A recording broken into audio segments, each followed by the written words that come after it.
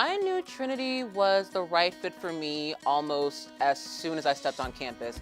I just saw nothing else that really compared to it, just being able to tour around campus and just seeing relationships between students and professors. I knew if I was going to apply early decision at any school, it had to be the right fit. I've always kind of had a passion for urban studies, so San Antonio, on top of being like a great city, it was also one of the only schools that I was really looking for that had a dedicated urban studies program. I chose Trinity because the classes were small. I also wanted to go out of state, being from Arizona. So one of my requirements, a little bit casually, was to have somewhere with trees. Trinity is full of trees, the campus is beautiful, and that was something that really stood out to me when I was choosing Trinity. I'm an international student in Trinity University, and I came from Hanoi, Vietnam. Firstly, there is the vibe of the campus. This is a small campus, and I cherish meaningful and intimate relationships. I want to be in a place where I can actually grow. So I went early decision just because of the campus, the class sizes. San Antonio is an incredible city, and so early decision just kind of emerged as a no-brainer for me. I chose Trinity first and foremost because it's a small school, it's a smaller, more private, focused environment. As well, also, I am a student athlete here. I'm on the tennis team. I was recruited by the coach here. When I got my acceptance letter, I knew that I was going to Trinity and that I was going to be in great hands and that I was going to have any opportunity in the future that I wanted. And I felt a great sense of peace and happiness knowing that Trinity was going to be my family. The financial aid piece of Trinity was a huge draw to the campus. The financial aid office was always very transparent and very open about talking about scholarships and grants and a lot of things that I had no idea of, what I was doing. So if you decide to apply through the early decision process, my main advice, one, make sure that the school that you apply to, whether it's Trinity or not, to be honest, make sure that it is the right school for you. Make sure you've taken the time to actually get on campus, take a tour, talk to students, talk to teacher, figure out what alumni are doing after graduation. I feel like those are huge factors that you should definitely be considering. If you're deciding if early decision is the right fit for you, I would strongly suggest it. You get to set yourself apart from other applicants, and also it completely lifts the stress in senior year. When all of your friends are scrambling to figure out where they're going to go, you might already know, and then you can decide Trinity and start even planning your dorm.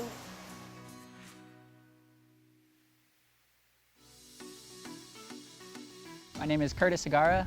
My major is geoscience, earth system science, and my minors are economics and Chinese. In my time at Trinity, I've gotten so many opportunities to do research at various levels, whether it's like a short class project that's just with some students in the class, and then to this out here, which is really true field work. I think there's just so many opportunities in various fields. So we came out here to southern Utah to look at a large fault zone and looking at how little fractures in the rocks propagate and what direction they're facing and how much they may or may not have moved, all to try to understand the bigger faults and the bigger picture of this thing. And just getting to do some hands-on work out in the middle of nowhere, it's a great experience. It's totally different from anything you learn in a classroom. So I think it's really important for someone who's going into the field to really get some hands-on work, and especially for geology or say biology or any of those sciences where you are going to be, after graduation, sent off into the field to do work, you need to be out here with a professor trying to get some knowledge on how that works. It's been a great experience. Well, I think really it's the teachers at Trinity University. They're very open about research opportunities for their students. They're very involved and really try to make sure their students get involved in research, whether that be with someone on campus or off campus. So to be able to actually, write brand new research on something no one's ever looked at before, to learn something brand new and contribute to the larger field of whatever part of academia you're studying is a really great feeling. And getting to know that you're getting to do this kind of research as an undergraduate is amazing. Very few schools, I think, have that opportunity. I learned how to kind of think on your feet as far as being in the field, because in the classroom, you kind of know what to expect. The teacher's going to lecture, study the notes, pass the test, that kind of thing, do the homework. Out here, it's totally different. You have kind of a general plan. You're going to go look at these rocks in the field, but maybe they don't turn out to be what you expect them to be, or you lose access to that field site, or the weather goes bad. So really just learning to work on your feet is something you'd never get from a classroom setting that you do get out here. Trinity works really hard to get you out of your comfort zone, whether that be study abroad. They made me go to China, and that was a totally different experience. You know, whether it be making you go out into the field and do field work like this, or even just making sure you take some classes that are kind of out of your comfort zone. I think that's kind of the value of Trinity, is it pushes you to go out of your comfort zone, which ultimately is what you're going to need for the real world.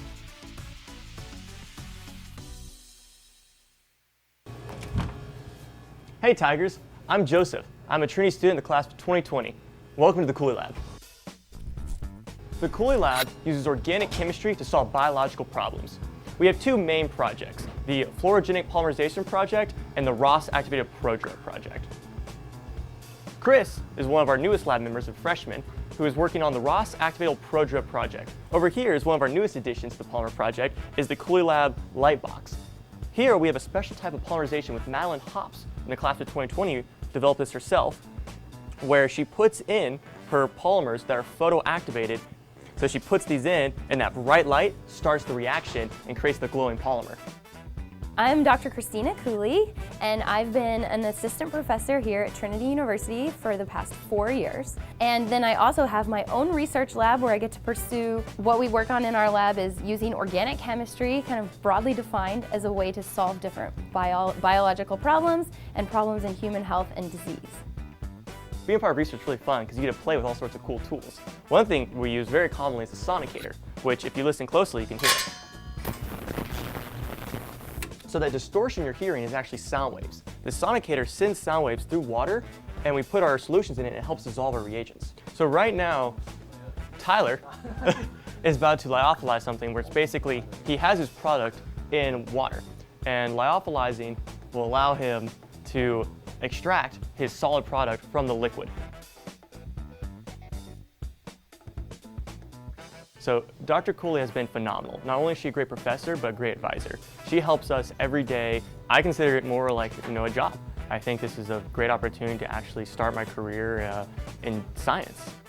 Really cool to tell my friends and show them all the cool reagents I would do. I would show them videos of some of the reactions I do, like changing colors, or releasing smoke.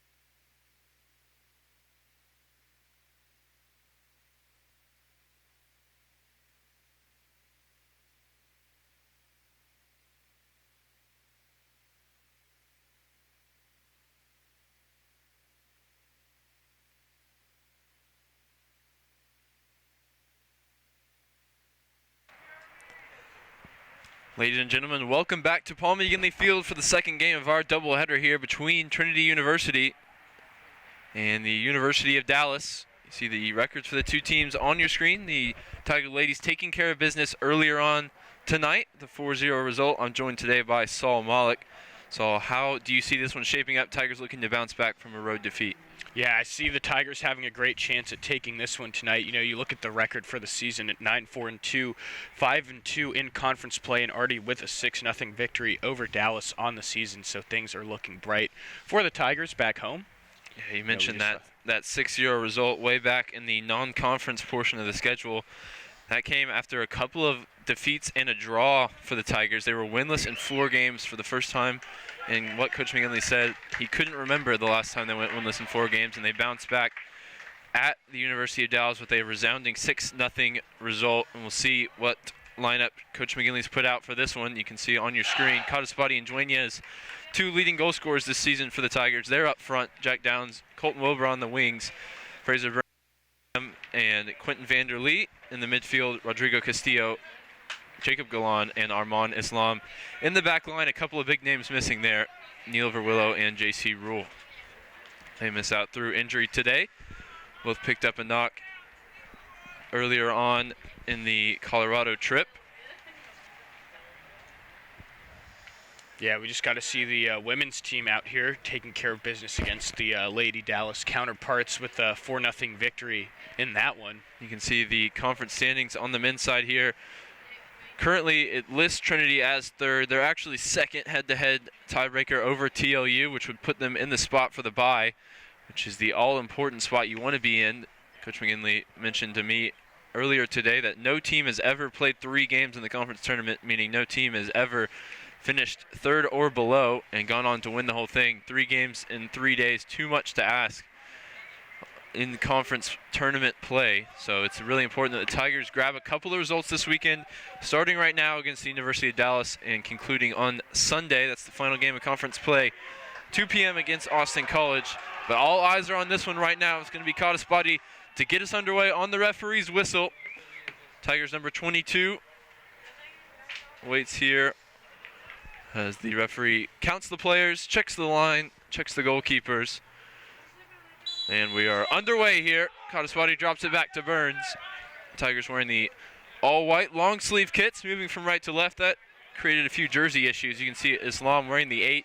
Usually he's number 5 on the Trinity roster, but just a couple of shuffles on the roster, making life difficult for a few people in stats and for ourselves. It's all right. We'll adjust as the game goes on, but unfortunate as you look down that roster with J.C. Rule not being in the lineup, as well as Neil Verwillow, both from injury. So it'll be imperative that this Tiger team is able to cope with those losses and take care of business regardless. Yeah, absolutely. J.C. Rule grabbing his first collegiate goal in the game at the University of Dallas earlier this season that we mentioned. So too Phil Dueñas. He's in the lineup today up front, looking to make an impact. He, of course, had the big hat trick against Schreiner. Yeah, that game against Schreiner, actually the last one I was a part of the broadcast with Ryan for, and it was a really great start. You know, we saw that hat trick early on, and it looked like we might see all sorts of records being made at Paul McGinley Field, but settled for that 5-0 victory nonetheless. Yeah, certainly something the Tigers would take here as they look to bounce back from the defeat on the road against conference leaders Colorado College. Yeah, you see that overall record for Colorado College at 12-5, but that big number that is of importance is that 7-1 record in conference play. Tigers go quickly here with the throw-in on the far side. It's out of play for another. Jack Downs to take this time. Downs was the SCAC Player of the Week offensively a couple weeks ago after he grabbed a brace up in Georgetown against Southwestern. That was the first of the 2 road trips. That time the Tigers got all 6 points, beating the Pirates up in Georgetown. And I was in attendance as they took down TLU in Seguin on their senior day. That one finished 1-0. Wesley Mitchell had the decisive touch in the first half. It was a closely fought affair. As you can see, those 2 teams all knotted up in the standings as well. So that's what you would expect. The Tigers were able to come out on top in this one. Or in that one, excuse me. Yeah, TLU has always been a worthy opponent against the Tigers, both on the men's and women's side. You know, in women's, obviously the Trinity women's team has had a lot of success against all teams, but TLU has provided them with problems. Good touch there in the midfield from Michael Pham. Galan coming forward, finds the feet of Cottaspotty. It's now out wide for Colton Wilbur. He's got Burns in attendance as well. Down the line now for Cottaspotty. Head up. Good arcing ball into the area. It's sent away by Dallas momentarily, and eventually they do get it clear with Nate Riddle. Islam called into action there, defending that time against Hoogland. Hunter Hoogland, the top goal scorer right now for the Crusaders. 6 goals, 2 assists this season. He's been a contributor ever since he arrived for the Crusaders as a first year, but last year he had a very down season. He has 18 goals, 9 assists in his career, but he only scored once last year and also only provided 1 assist. Here's the Tigers now going forward the other way. Slip there is falling for Wilbur at the back post. He was looking for that top corner and he got it all wrong. Looked like they caught Nate Riddle in between there. I don't know why he's there on the back line playing defense. He's listed on our roster sheet here as a midfielder, so maybe they're playing him a little out of position to try to combat Trinity's offense. Not sure on that, but he did look to be sort of second-guessing himself deep in the box there. Goal kick going to be taken here by Sean Carlin, junior goalkeeper from Washington. Sends it in towards the halfway line, and it's going to be tracked down here by Colton Wilbur. Head up, plenty of time for the Tigers, number 14. Wants the ball into the feet of Fraser Burns. He had the only goal for the Tigers in that 2-1 defeat against the Tigers of Colorado College. Cottaspotty turned provider for that one as well, got the assist. So he's hot coming into this game, and he needs to be. I talked with Coach McGinley, as I've mentioned, and asked him about Cottaspotty, and he said, you know, for us, we've been seeing it in training. It was about time that he started to come good in front of goal. He had a little bit more patience against Johnson and Wales than he's shown. He's the second highest in shots in the conference behind top scorer Luis Green, and Coach McGinley would like to see maybe more of those shots turned into goals. 8 so far this year, but it could be more. He talked about in training how talked to Andrea and said, look, there's a story. Coach McGinley always has a story. In 2005, apparently a sophomore was able to score in 8 consecutive games on the run to a national championship, and that's the kind of production that we know Cottaspotty is capable of. And if he were to start bringing the goals home like that, you'd expect to see a lot of the struggles the Tigers have had turned into wins. Man, 8 straight games with a goal is quite the feat, but only under Coach McGinley's leadership would you see something as crazy as that metric. Ball that time going to be turned over by the Tigers. The chance for Hoogland to take the Crusaders the other way. Plays it forward into the feet of DePetris, and it's out of play now for a Tiger throw. Islam to take. Tigers continuing with the shape that they've switched to ever since we talked about that rough patch early on in the season. Now they've been playing with 3 at the back ever since. They've got a considerably better record since that 5th game, since the game against Dallas when they first made the switch. Yeah, no coincidence there. Took probably a lot of thinking, a lot of behind-the-scenes work, a lot of work on the training ground to implement the new system mid-season, and it's worked without a doubt. And you look just empirically at the stats and the results. This one goes infield for Cottaspotty, looking to get on the turn. He's going to lose out that time, and now Crusaders can come forward with Hoogland. His ball out wide is left a little bit short, but it's recovered by his teammate, sent forward again, this time cut out by Jacob Galan. Galan now motoring forward over the halfway line. The center back is going to drop it off now comfortably to Jack Downs. Jack Downs goes infield now for Fraser Burns. Downs now a little bit of space. He's going to run on his defender, cuts in onto his left, wants the ball back for Burns. They weren't on the same wavelength there, but it was good play from Downs, running his defender, taking people on, showing some confidence. That's what you like to see there, especially early in that possession there. The counterattack started all the way from the back line from Jacob Galan, taking it himself. Islam gets the clearance there, only as far as Dallas' number 13, Jose Martinez. They're still in possession here, coming forward. Vanderlee battling to win it back, no foul. Great physicality from Vanderlee to win that ball. A little bit of an errant pass though, one back by Dallas. Martinez on the turn, loses out to Michael Pham. Connects here with fellow first-year Jack Downs. Vanderlee again on the ball. Goes out wide, this time does connect with Wilbur. Tigers captain on the ball again. Again, that time leaves him short of Kataspati. He's gonna have to try and put in a challenge here. It's a good piece of footwork that time in the midfield area from Nat Kajiwara, number 10 for Dallas. A little bit of a lull in play there as I think everyone expected the whistle to go. Silent moment there on the field. No one seemed to have any urgency to head toward the ball.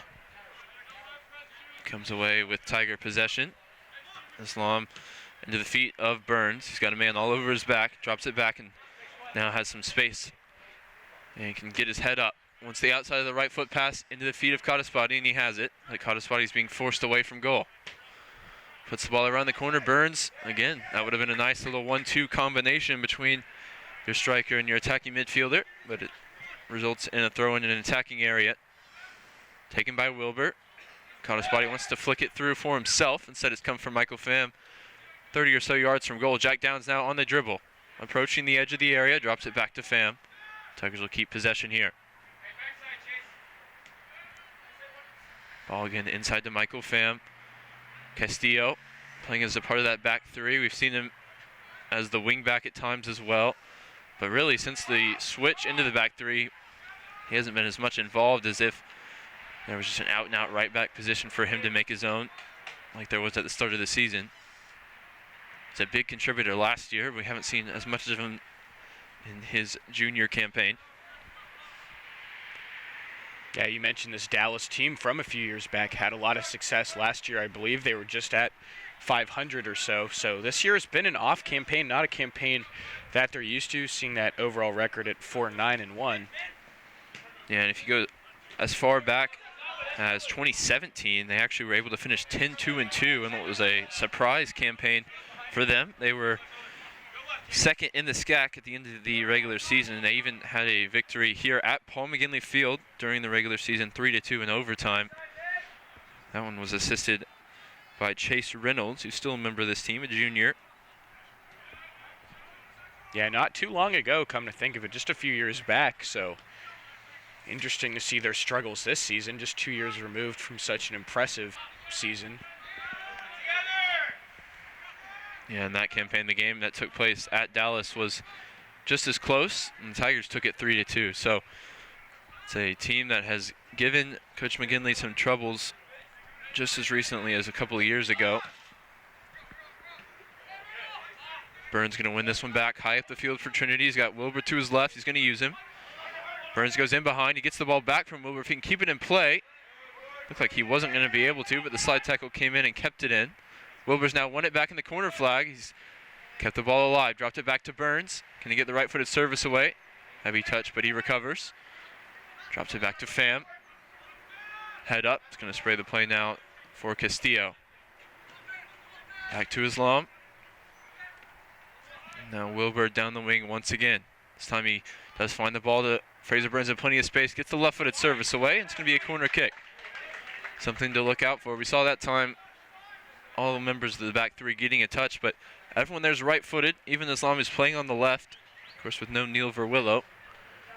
Sometimes you're forced to go inside when you don't want to get onto that favored foot. Just the little margins that sometimes will play a big role. It'll be a corner kick here taken by Vanderlee. He's got his feet on that walking track. Take First big opportunity, yeah, here for either team. Neither team with a shot on goal yet, so we'll see if they can work some magic here. This one towards the back post for Jacob Galan. Could still fall for a Tiger player at the top of the box. Castillo took the shot, still with Kataspati on the far side. It's a curled effort in. Islam has got it in the net. Armand Islam into the starting lineup and into the goals. Impressive follow-up there initially. A great save made by Sean Carlin on the Dallas side, but you always got to protect against those rebound shots or they will burn you. See Islam coming over to celebrate with the bench. It's his second goal of the season. We'll get a look at it here. Look at that one here. It was a good effort from Kataspati. Not the most convincing of touches. Like, he kept it out of the goal, but he didn't get it out of the danger area, and Islam was able to put it into the back of the net. Yeah, saving it's really only half the battle. The other part is, actually clearing the ball out to prevent that sort of opportunity. His second goal of the season, I believe. Pretty sure he has one earlier on as well. Yeah, and when coach gives you playing time, you reward the coach. Absolutely.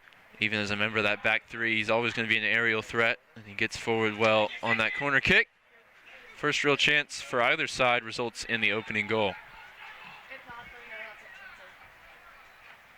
The first touch here for Lieberman. He catches the clearance, rolls it into the feet of Galan. Be interesting to see the senior celebration here this Sunday. Lieberman's going to be honored as a member of that senior group.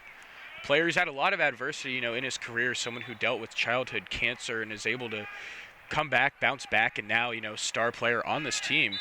Really a great story for the Tigers. Yeah, absolutely. He's one of a few that will be honored on Sunday. We saw that the Tiger women had their senior celebration tonight.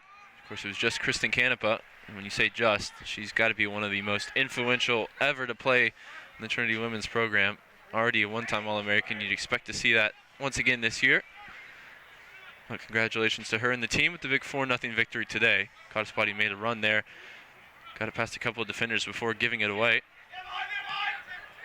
Dallas wants to go in behind, the flick on. It's cut out by Galan. Jack Downs a little bit deeper, a little bit further infield than perhaps his position would suggest. There you see the updated graphic. Islam with 2 goals on 5 shots this season. Yeah, they were correctly listed as number 8 for this game on that scoreboard. On our roster sheet here, still listed as number 5. First real touch that time for Dueñas, dropping a little bit deeper to get involved. Sometimes as a striker you can just wait in the periphery and then get your chance, and sometimes you want to be involved in the game. That's what we saw there, just eager to get that first touch. 14 minutes into the game. Wilbur now drops it off for Vanderlee. May have a shot from distance. He will. It was always rising, pinged off the tree behind the goal. Looks like a corner kick. Yeah, maybe a deflection. See if we can get another look at that one. Looked like pretty well hit shot. Maybe turned just a little bit over the goal, yep, by Chase Reynolds. Seeing a lot of tests early on against Nate Riddle there on the back line. As we mentioned, a guy listed as a midfielder. They're playing him heavy here on the left side. It's going to be another corner kick opportunity for Vanderlee. Tigers were able to capitalize with the goal last time. The in-swinging right-footed delivery towards the back post. Galan is rising to meet it. Still kept alive, though, by Cottespotty towards the top of the box. And Dallas will get it clear. Wilbur down the line now for Vanderlee. Back to the first-year left back, sent in towards the back post for Cottespotty. If he can get onto his left foot here, he'll be dangerous. He does. He gets the shot away. And it's spilled by the goalkeeper. Looked like it was routine, but maybe it wasn't for Sean Carlin there. Maybe his vision shielded, but either way, he was able to get just enough on it to keep it out of the net. Let's see, maybe a deflection as well. Got that glove on it there. Dueñas was lurking, ready to put the rebound in. Burns now on the turn at the top of the box, drops it off for Vanderlee. Gonna have the left-footed shot. That time, no touch on the way through. It's gonna be a goal kick for Sean Carlin. Gotta love to see the confidence, though, from Vanderlee, willing to fire at will. Has that powerful missile of a strike that will eventually, find the back of the net if he keeps at it. And we saw him grab both goals in the last home game against Centenary. One from the penalty spot and one from a header. 3 goals on the season for Vanderlee. Here he is on the ball again. That time a good pass forward for Jack Downs. He's done well just to use his strength to try and stay on the ball. And Phil Dueñas, again, that time clattered after he got the pass away by Jose Martinez, sophomore midfielder from Honduras. Referee's whistle does go. It'll be a free kick opportunity for the Tigers. In front of the few University of Dallas traveling fans. I think a couple players from the girls' game as well, already over there in attendance.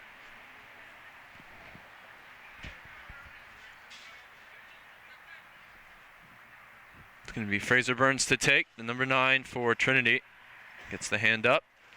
And the service away towards the back post. It's a good one for Jacob Garner. Islam to try and put back across. Islam eventually does with the volley. Put it into the danger area, but Dallas gets it clear. Combination of Jack Downs and Michael Pham initially got out of the way, but Pham with a loose pass, and the ball's in behind here. It's going to be a race between Islam and Martinez, and Lieberman came out. Didn't really need to. It looked like it was under control with Islam. Yeah, not sure why Lieberman came out there. Almost conceded a chance there, and Coach McGinley seemed very upset at that decision. Now Castillo brings it forward. Yeah, nothing in terms of punishment for that time, but has been a criticism at times with Lieberman, his decision-making coming off the line. He's always eager to come and get a touch and try and bail out his back line. That just didn't seem like there was a need that time. Pham and Dueñas is there defending against Thomas DePetris.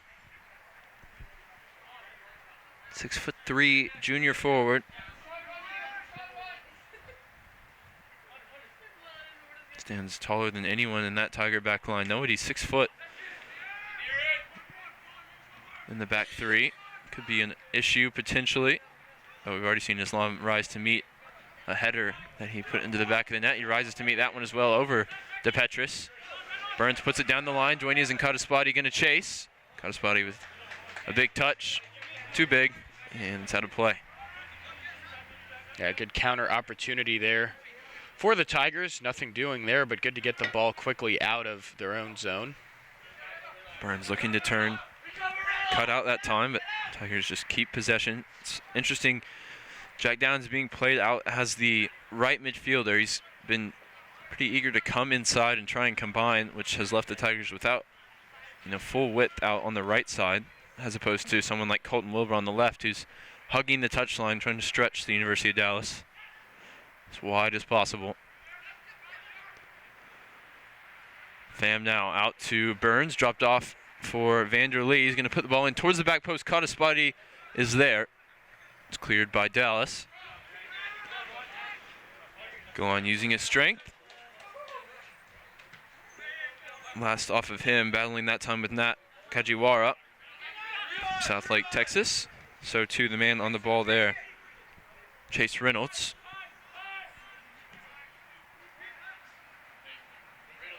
That one goes all the way through to Blake Lieberman. He's going to roll it out this time to Castillo for the Crusaders. Their head coach, David Hoffman, in his 17th season, is the winningest coach in UD history. Took over after 4 years at Schreiner back when they were in the NAIA. Good to see a battle of such great soccer minds here. Coach McGinley, who's been here for a while, accumulating his 500th win just this season. Here's Burns now. Couldn't get the shot away. It was a deft little flick over his man. He's got defender doing his best to win it back. Drop back to him now from Colton Wilbur. The two combining on the near side. Goes all the way back now to Islam. His assistant coach, Stuart Brown, played for the program from 2005 to 2008, which were actually the best 4 seasons in UD history. So he's back as an experienced head that is part of a winning Crusader team. The only time that UD was ever a part of the NCAA tournament was in 2008 when they went 16-4-1. And who the captain was Stuart Brown, now the assistant coach. Good chemistry on that sideline for Dallas indeed. Coaching can make all the difference in a team's success or struggle. I've seen a lot of teams, some of the teams struggling in this conference, a lot of them just go through that whole carousel of coaches.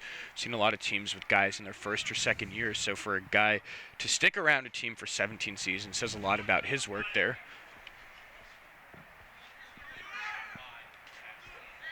Islam rises to meet that. Burns can't get it under control. He's battling now with Chase Reynolds. Dallas wins it back. A little bit of possession here for the Crusaders. The navy blue kits with the white trim on the sleeves, white numbers as well. It's a free kick now for the visitors. Be about 40 or so yards from goal. Let's see what they have lined up here. You just assume something into the box, unless they've been working on anything specific in training. Don't have a shot on target yet. It's a good opportunity for one. It's going to be taken by Reynolds. 4 goals, 3 assists this season for the junior.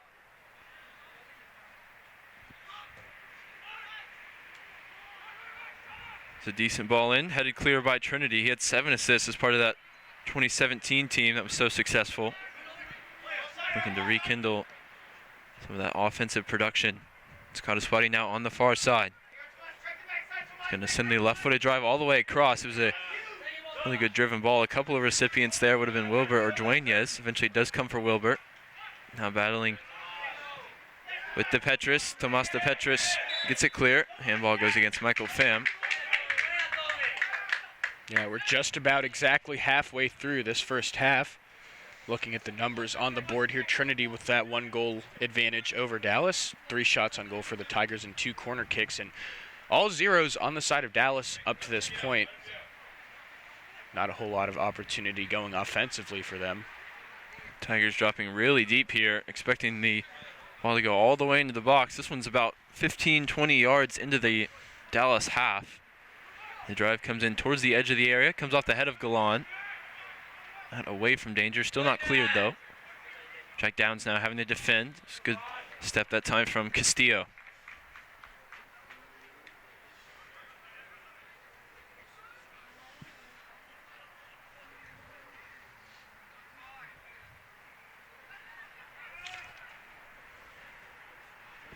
Throw-in comes in to Hunter Hoogland, who we haven't seen much of.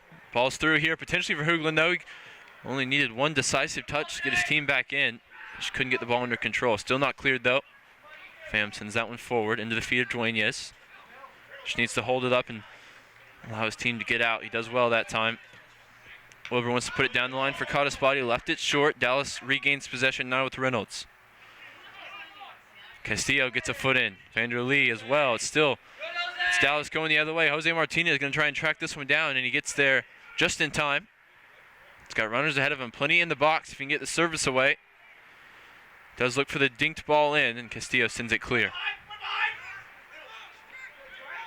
Cottaspotty does well. He sent the ball over the top for Dueñas. Can he be the first to get there? Keepers come for it. Dueñas gets the touch. Oh, and it rolls agonizingly wide. It wasn't to be there, but man, was that a close one. And it all started with one of the better balls I've seen all year. That was from Cottaspotty leading him in. Oh, it just sort of died there right in front of the net.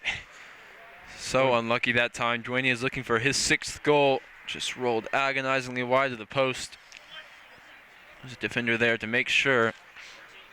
He looked for the little deft chip over the goalkeeper. Yeah, Sean Carlin almost got beat for his decision there to run out and try to get that ball. Good touch there from Castillo coming forward into the attack now. He's got Burns to his left. He's going to use him. Burns cutting in onto his favored right foot.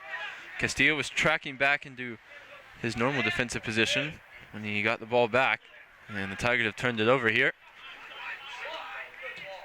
A couple players caught out of position. Not Jacob Galan, though. He's been definitely one of the best players on this Tiger team this year. His sophomore campaign in the heart of the defense. He stepped up in the absence of Brady Johnston, who's missed the year through injury.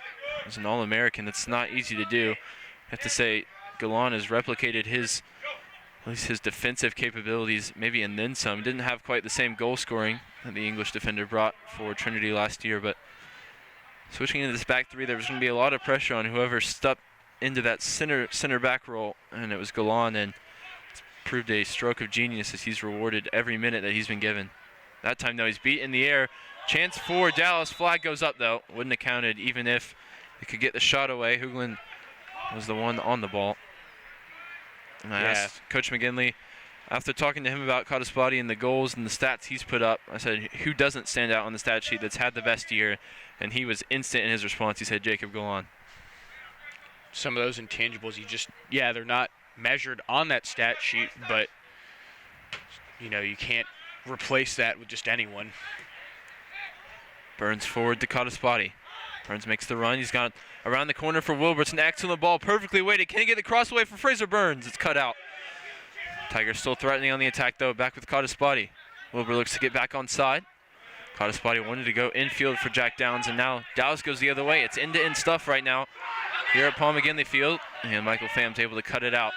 Tomas DePetris loses out to the freshman midfielder. Cottaspuddy again on the ball. Martinez has played a good half for Dallas, got that good defensive play there. Almost started a good counterattack, but the Trinity defensive line able to snuff it out.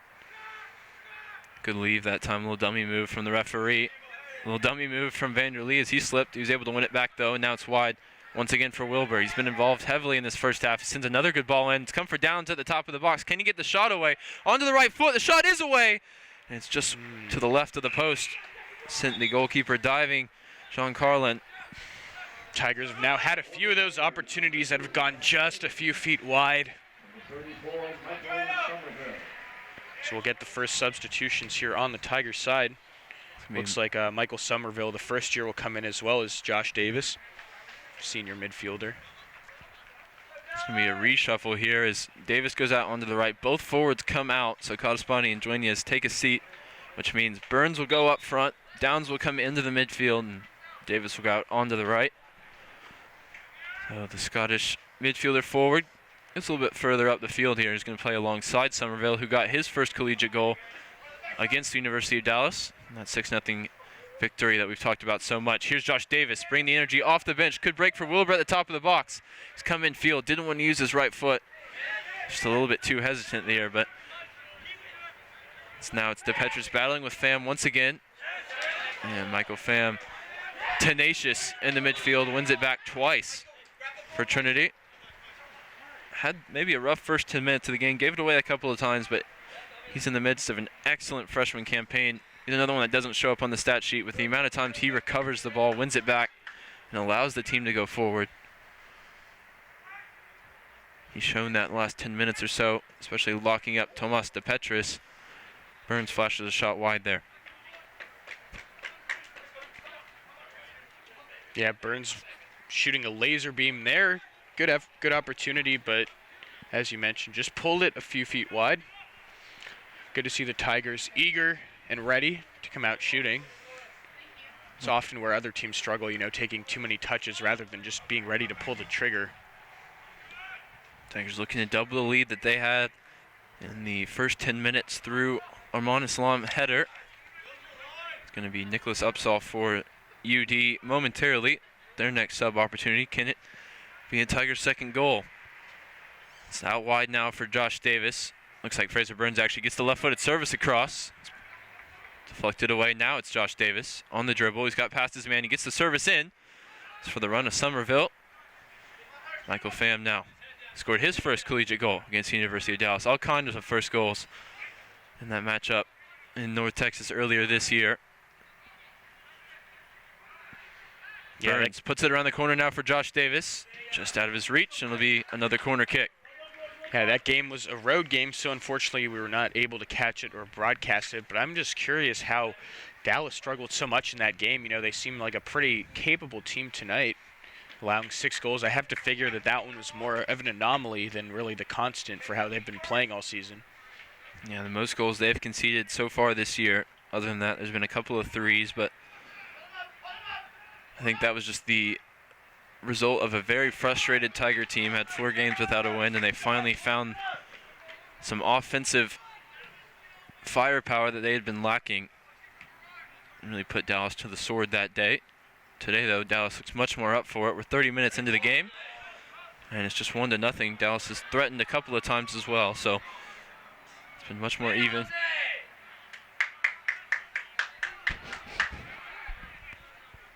Looked like that decision was a point of contention for the refs on who it went out on, but Dallas will get the throw in there at about midfield.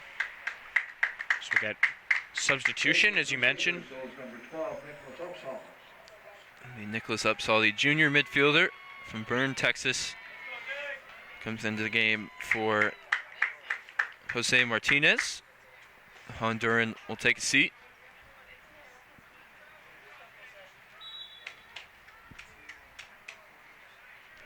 Throw in taken on the far side by Jake Bouet. Downs now on the ball in a central area. Definitely what he prefers from what we saw when he was playing out on the right. couple more subs ready for Trinity at the next opportunity, keeping fresh legs on the pitch. Vanderlee's pass cut out that time. There's numbers in the attack here for Dallas. Surprised the referee didn't bring that one back for a foul. It's the advantage being played here for the Crusaders. Galan gets in the way and Islam gets it clear. Another threatening moment though, another one from a giveaway in the midfield. Just a little bit loose with some of the forward passing. And Dallas eager to try and counter and grab the equalizer. They look a threat. Here's Josh Davis. He's always a threat with his pace. Surprisingly, though, still looking for his first collegiate goal in his senior season. He's played majority as a defender, but someone blessed with tremendous pace. He's had a couple of chances this year. He's had a couple of assists as well. So he has appeared on the score sheet in some capacity, but would love to grab that goal either tonight or maybe on senior day tomorrow, Sunday, excuse me. Yeah, no time more perfect to grab it than then. As you mentioned, his sweatiness, his paciness would lead to that opportunity. Tiger subs continue to try and stay warm here. It's a chilly night. Jackets are definitely out as the temperature in the low 50s. If you're not from Texas, you probably laugh at low 50s being cold. I promise you, it's cold. Wilbur now, head up. He's got the ball into the feet of Vanderlee. Wants the dink ball over the top for Burns. It was the right idea, just not quite the right pass. Carlos Trevino will come in for Dallas alongside Lewis McClure and Ethan Moore for Trinity. Looks like Vanderlee and Burns will take a seat. For Trinity is number 4, Lewis McClure, and 12, Ethan Moore. Yeah, it's good that the Tigers are getting to play without Hunter Hoogland being on the field for Dallas for this final 11 or so minutes. As you mentioned, their leading threat, top goal scorer on the team. Yeah, he had one half chance really when the ball broke for him at the top of the box. Flag came up, but he is definitely a threat, even if didn't necessarily show it so far. Good first touch there from McClure off the bench. One Scotsman departs, another comes in. His first year as a midfielder for Trinity. Transfer from High Point University.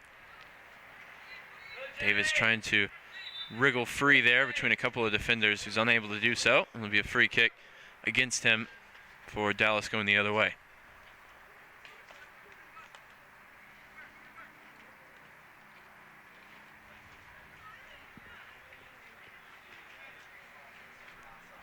Interesting result when you look down the schedule for Dallas was a 2-1 defeat against conference leaders Colorado College. They were able to keep that one extremely close.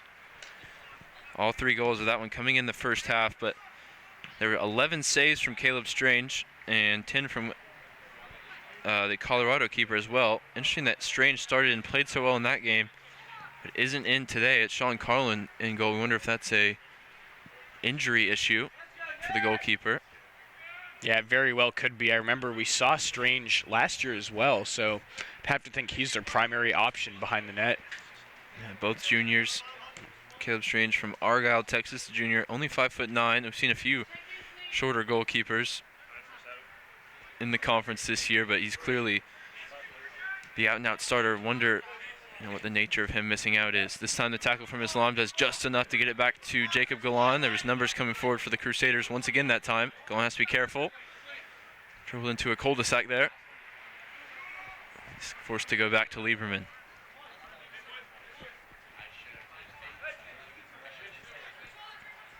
Wilbur now with his head up.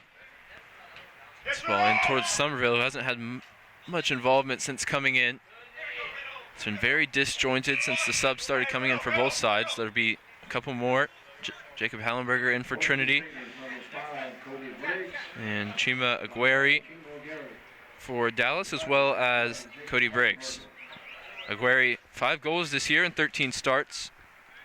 It's his first real campaign where he's getting significant minutes. Last year he only had 2 goals in 14 appearances, but they were all off the bench.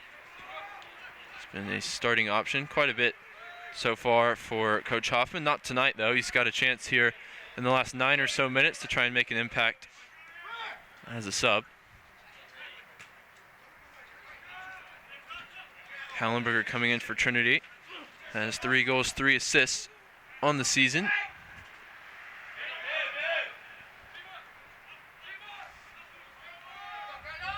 Some space here in the midfield areas for Kajiwara. Dallas able to keep possession under the Trinity pressure. Now Kajiwara again on the far side. Wanted to go infield for the substitute Upsall. Was momentarily repelled. And now coming infield, Chase Reynolds. Chase Reynolds with a good dribble here. He's got Josh Davis coming back to meet him. Josh Davis always going to win the battle for speed, and he's going to win the free kick here as well. Good job by that Tiger defense. They've posted 5 clean sheets on the season and have only allowed 1 or 2 goals in many of those games, so nothing new here tonight from this team. Now, when I talked to Coach McGinley about how the season's gone so far, it was definitely not his defense that he was concerned about. He was looking at the stats and he told me, we're 30 goals short of where we normally are in terms of offensive output at this point in a season. And that's the main concern, is finding those goal scorers that are consistent and are going to be able to put away the chances. And a lot due to the introduction of first-year J.C. Rule and the rise of Jacob Galan. Haven't had to worry about the defense near as much. Here's McClure, some space now coming forward. Wilbur on the far side. Sends the ball in towards the back post. It's a good one. And it's Somerville there. Still not cleared. It may fall for Hallenberger. He's trying to juggle it back in towards the goal. Still not cleared. Ethan Moore's accidentally there. Used his hand. Accidentally. Maybe. Yeah, it's tough the way the goals have been distributed across the lineup all season. We had talked about it a few games ago, and it's sort of gotten a little bit better, but their goals were being distributed across the entire roster. There's no real guy taking charge of that lead goal scoring role on the team this year. Not that that's inherently a bad thing, but it's better to have those reliable guys that you can count on for 1 or 2 goals every time out. When you look at the SCAC categories and the category leaders, you normally expect to see at this point in the season plenty of names there from the Tiger team. There's only a couple, and that's Blake Lieberman 5th in goals against average and Andre Cosbuddy 5th in goals. It's players from Colorado College and TLU who dominate the leaderboards. Can the Tigers find the second here? That time Davis's cross couldn't find a teammate.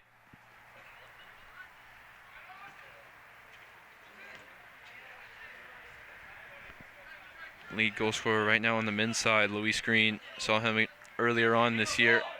Still hasn't managed to score against Trinity, but he scored 13 goals against everybody else. Also leads the shot category by like 30. So he's definitely an out-and-out striker, and he's being provided by the assist leader as well, Marco Roman, who has 9.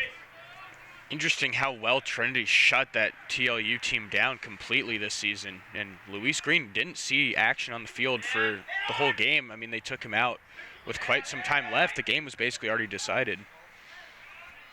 Yeah, certainly a team that the Tigers have dealt with extremely well, whereas some other teams have given them considerable troubles that maybe you wouldn't expect. Hardin Simmons, Claremont earlier in the year. St. Thomas, the newcomers, able to get a result here at Paul McGinley Field in their first ever appearance in the SCAC. And then perennial contenders, Colorado College. That's not a surprise that was a close game. But with the Tigers taking the lead early in that one through the Fraser Burns goal, it was a bit frustrating that they weren't able to see it out. I asked Coach McGinley about the 2 road trips. He said, we played well for 3.5 games, and that second half against Colorado may be the most important half, and we weren't able to deliver.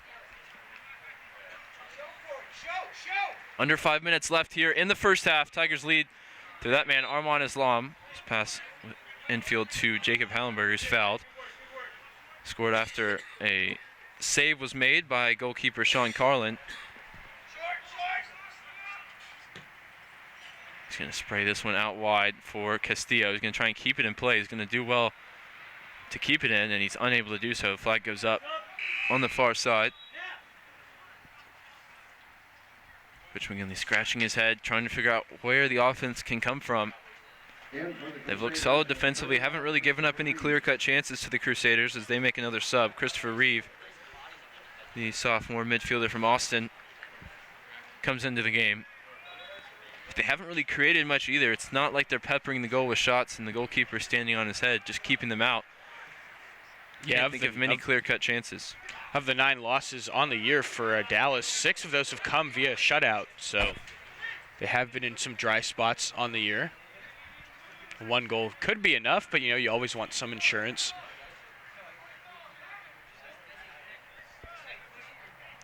Pham gets the ball here, sprays it wide for Josh Davis. Head up. Can he get the cross away? He's going to cut back and eventually use his pace there. Skins his man. Can he get the cross away? It's towards Hallenberger. It's that same move they looked for earlier. Dallas that time ready for it. Maybe not ready for the pace, but ready for the cross at the very least. Tigers win it back though. Can they create that second goal before halftime? Davis can't keep that one in play. Off the pass from McClure. 2.5 to go.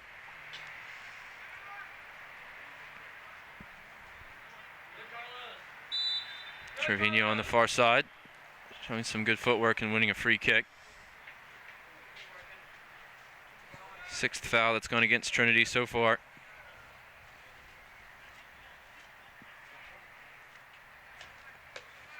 Yeah, fortunately, still no cards for the Tigers despite the fouling that's been going on.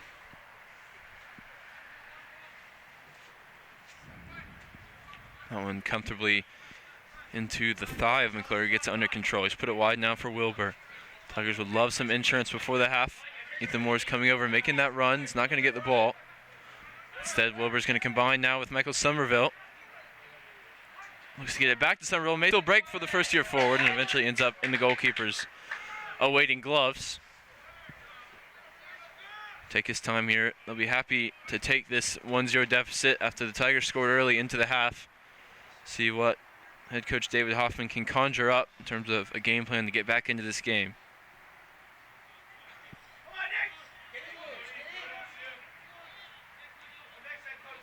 Somerville now with the ball at his feet around the corner for Ethan Moore.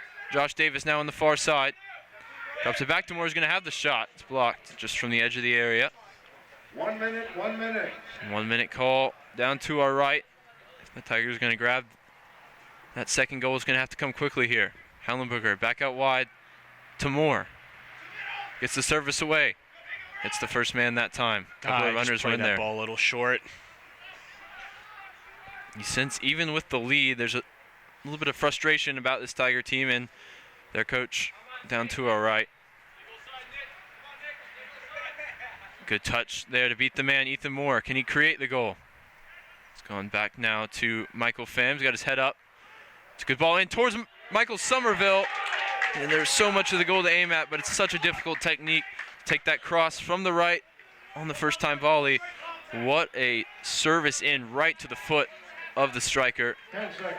Michael Pham showing his quality there on the service. 6, 5, 4. And as the clock runs out, we'll head into the break. Tigers have the lead 1-0, though they'll feel it should be more. They had 11 shots, 4 of them on target, forced 3 saves out of Sean Carlin. There were 6 fouls called against the Tigers, 3 against the Crusaders, who didn't register a shot on target in the first half, but they'll feel they're very much in this game. We'll be right back with you after about 15 minutes. Don't go anywhere. This one still hangs in the balance on the Tiger Network.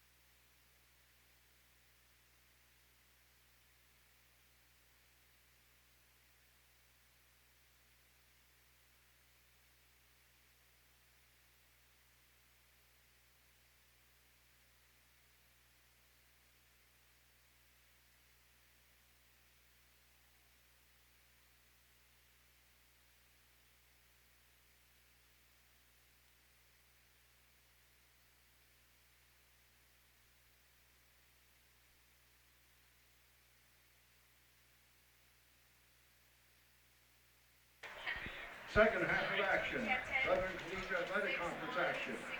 University of Dallas Crusaders, Trinity University Tigers. Starting up.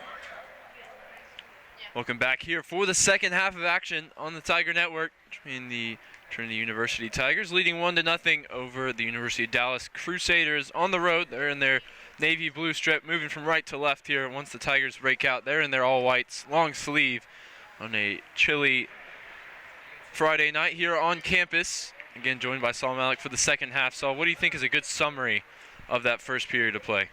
Good summary. I'll keep it brief. Not a whole lot of offense. Trinity 1-0. We'll see what happens here in the second half. Good goal from Arman Islam on the header rebound in the first 15, 20 so minutes of that first half. So we'll see if they can keep it going. You know, a lot of missed opportunity from the Tigers. Had quite a few looks toward the net. 11 total shots, 4 on goal. So we'll see what happens here in the second half of play. Looks like a very similar lineup to what ended that first half, with Burns and Dueñas up front, Jack Downs behind them, and Vanderlee back in alongside Michael Pham, Josh Davis, Colton Wilbur on the wings and back three. That started the game, Islam Galan and Rodrigo Castillo ahead of Blake Lieberman in goal. Hasn't been forced to make a save as of yet tonight. As Pham dribbling through there, gets the ball out wide now to Castillo. Big touch ahead of him, but he's got there in time. His pass, though, too far out in front of Josh Davis. Hard to do. It's going to be a throw-in just in front of the Trinity bench. Interesting, despite the frustrations, you know, they did have the lead, but didn't really create a ton of opportunities. But a lot of the same names out there again. Coach McGinley trusting most of his starters to continue, trying to make the adjustment. But top goal scorer Andrea Cataspati not out there.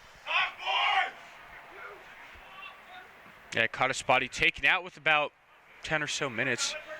Or actually, there was more time than that in the first half. They took him out, and so we'll see if he will come back into the game. Created a great opportunity, had an amazing through ball early on that went to Dueñas that almost found the back of the net.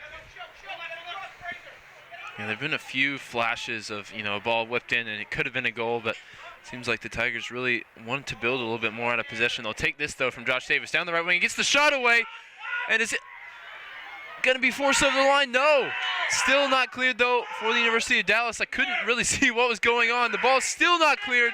Can anyone put it in the back of the net? Josh Davis! Oh, there it is! His first Josh Davis goal on the score sheet. Man, that was close.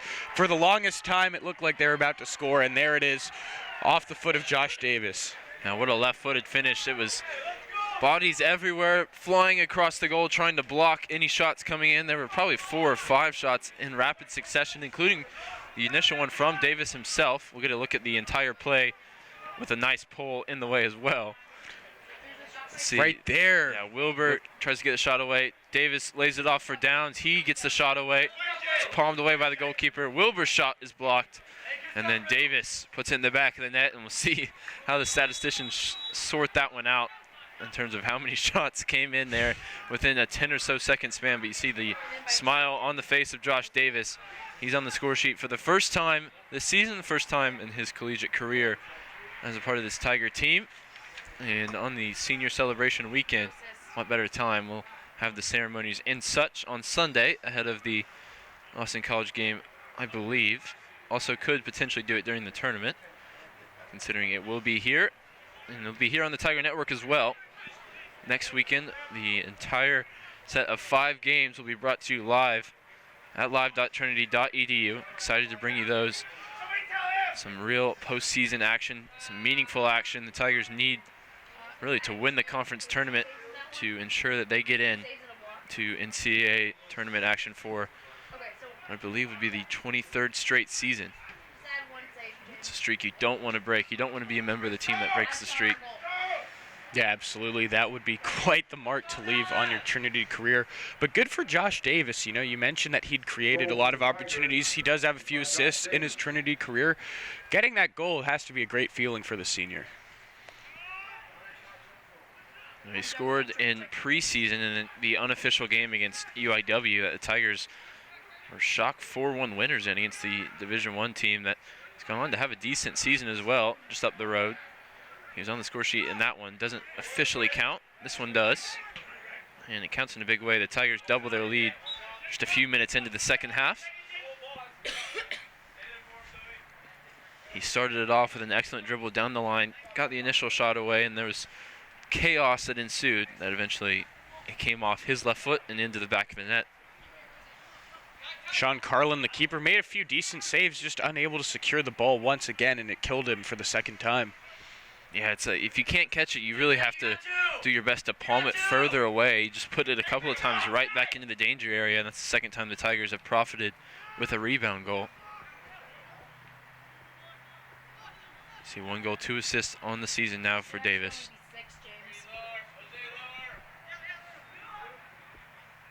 Jack Downs with a good dribble here. He runs into the Dallas player, though. Pham looking to keep it alive. He may not to the left. If Martinez could find him, it was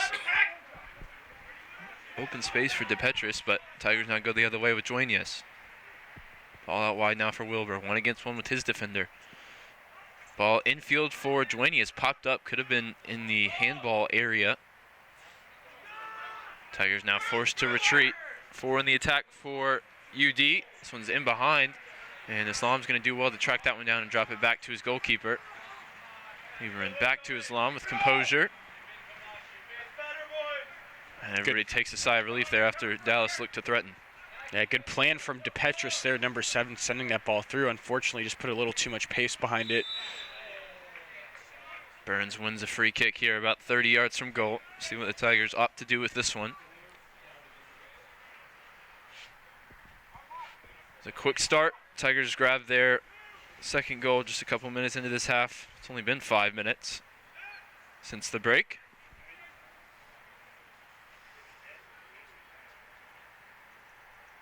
Looks like either Jack Downs, Quentin Vanderlee, the two over this one. Plenty forward from the back line. Castillo, the only one that stays back here. Islam has a goal to his name already. He's in there.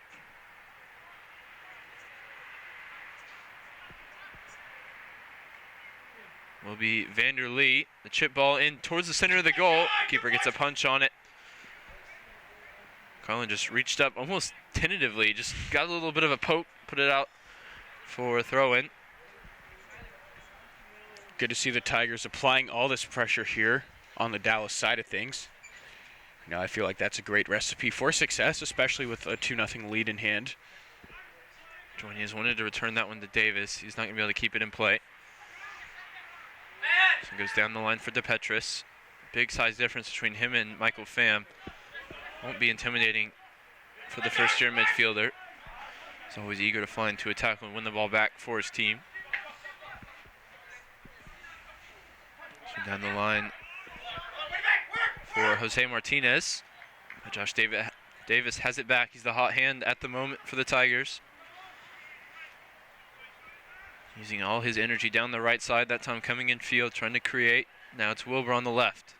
Downs infield. He's on the turn here. He's got Pham to his right. Can he get the shot away? Scored against Dallas once already this year. Got that one all wrong. You can see even he knew it. It was a good opportunity. Broke for him about 20 yards from goal. Just couldn't get it on frame. Yeah, good look there, but skied it well wide of the net. Nothing doing there for Michael Pham.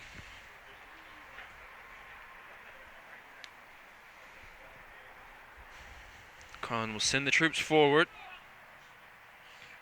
That one met by Vanderlee twice now. Let's put it out wide for Fraser Burns. Dropped off for Wilbur. Duenas wants it. It's back to goal. He's held up his man well, and now Burns dribbles infield, drops it off.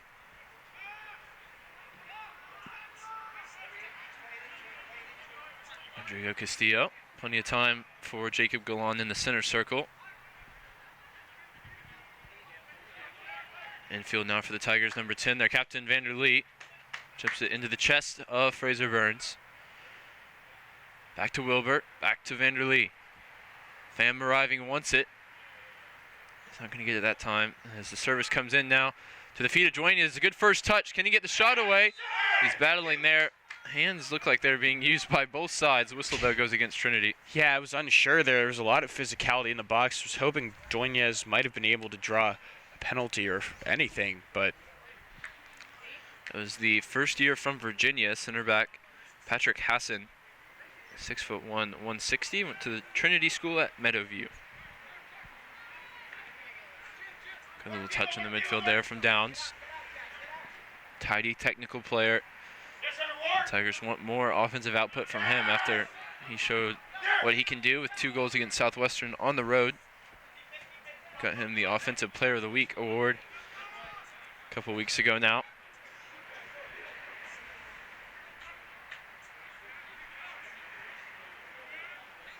We mentioned in the build-up to this game, what was really at stake this weekend is that bye first game off in the SCAC tournament next weekend. As Burns is on the turn here, he goes down under a challenge.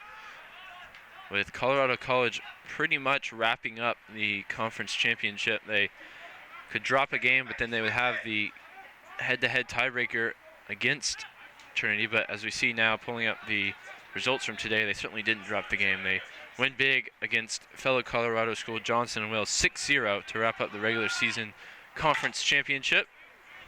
Yeah, Johnson Wales has really had a tough year on the season. Now 2-7, I guess, in conference play, dropping them to 3-14-1 overall. An eyesore of a record in 2019 for them. They're still struggling to make the adjustment into life in Division III soccer. The other new team, we're trying to locate the score today. St. Thomas played against Southwestern, but St. Thomas faring much better so far in their first year in the SCAC, moving from NAIA. So they sit at 4th coming into tonight in the conference, ineligible for postseason play, which means right now that Dallas is the 6th seed if the tournament were to start today. But on their heels is Austin College, who was able to pick up a result today. Their second win on the season over Schreiner, 3-1. They'll be here on Sunday for the Tigers' final regular season SCAC matchup. Yeah, Schreiner also continuing to struggle there at the bottom of the SCAC standings. Then dropping tonight to Austin College. And the final one we have, at least right now, is Texas Lutheran 5-1 over Centenary. They're putting the pressure on Trinity to make sure that they keep pace. A Trinity loss would drop them down into 3rd behind the Bulldogs. But back in real time here in San Antonio, Jack Downs has a free kick. He's already scored one. We mentioned his goal against Southwestern is from a similar area. Dead ball opportunity. The English midfielder takes a strike right into the top of the wall. Came off somebody's head. Struggling now. I believe it was Vega. Took the shot right to the face.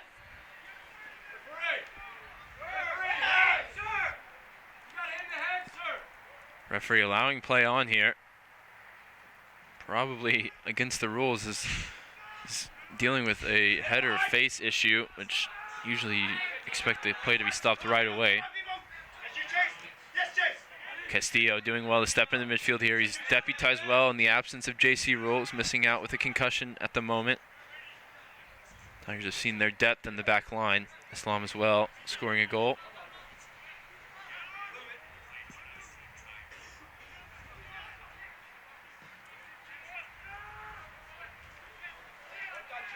Michael Pham now in the midfield. Comes wide for Josh Davis. A little bit of space for the senior. Already has a goal to his name today. Now he's just taking the space. Cuts now in and goes back towards the end line. Can he get the cross away? Can't keep it in play though. Looks like we'll get a substitution here on the side of Dallas. Number 22, Craig Drozdowski. Interesting enough, he's listed as a goalkeeper on the sheet we're given, so I'm not quite sure about that. I don't know if you look at your sheet. Doesn't look like a misprint, not just the sheet I was given, so yeah. He's going into the center of defense here for the Crusaders. Maybe just a versatile player. Interesting little dynamic spotted by you there on the roster. I continue to search for the St. Thomas Southwestern score. Yeah, not sure why it's giving so much trouble. There it is. Big result there for St. Thomas. They take another big name in their first season in the conference, 2-0, with just 3 minutes left to go against Southwestern, who've been held to 3 shots in the game. And what continues to be a little bit of a disappointing season for the Pirates after qualifying for the NCAA tournament last year for the first time ever. Wow, 17 shots there on that graphic for St. Thomas in the match. Here for Trinity, they have 16 and 2 goals. That looks like a booking for the new substitute. Yeah, straight onto the field, and Fraser Burns had Drozdowski turned, and he was forced to pull him back. Doesn't look like maybe he possesses the most pace. Yeah, center backs don't usually there. tend to. Yep. As a former center back myself, I'm Right. allowed to say that. See, no shots on goal yet for the Crusaders. Trinity, as of now, in firm control, 2-0 in front. Vanderlee going to go wide for Michael Pham. Infield for Burns. Just a one-touch layoff there to Jack Downs. Wriggles through a couple of defenders. Can't get a shot away. And what a goal that would have been. After an excellent dribble, excellent show of technique. Slipped through the tight space. And got the shot away. Good drive. Turned away by Carlin. Now it's Dallas looking to go the other way. Shirt tugging from both sides. And Castillo going to give up the free kick. Not a bad one to give away, though, as you felt the momentum maybe swinging momentarily in the Crusaders' favor. Man, even before that play, it looked like the jersey was being grabbed of Nat Kajiwara coming down the sideline here, which was uncalled by the official. Yeah, it's the two number 10s coming together, Vanderlee and Kajiwara. And it results eventually in this free kick, going to be taken by the native Virginian Patrick Hassan.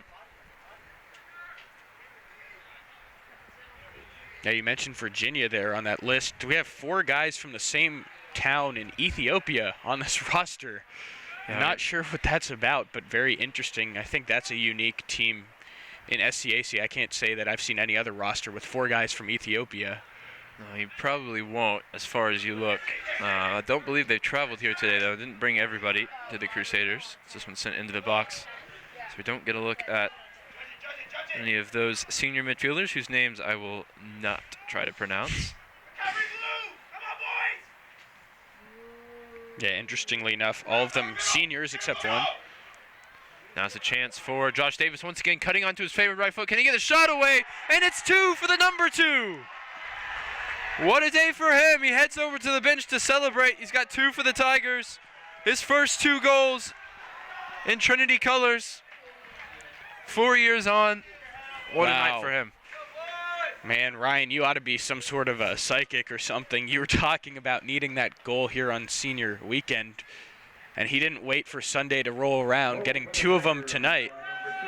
He's on a hat trick, and why not? 30 minutes still to go. That time he popped up on the left side, got on the dribble across the goal, and tucked the finish where Sean Carlin couldn't reach down to his left. Tigers now firmly in front, 3-0. Curious if we'll see Caleb Strange check in at some point. Can't say that Carlin's been doing a bad job necessarily in goal, but you know, Strange, as we mentioned, had been the preferred keeper, so not sure if he's just out for an injury or what his story is. Yeah, it certainly seems like it. Don't see anyone with the goalkeeper kit or gloves down to our left on the Dallas bench. But even Carlin wearing a big leg wrap on his left leg, dealing with some type of injury as well. So definitely banged up in that goalkeeper position. And now they brought a goalkeeper on in center defense. So yeah, and he already has a yellow card, so he has to be careful. Some interesting roster dynamics for the Crusaders. Vanderlee now, some space in midfield. He's got Josh Davis out to his right. Definitely the hot hand now if he wasn't already. Wanted to combine that time with Jack Downs, not on the same wavelength.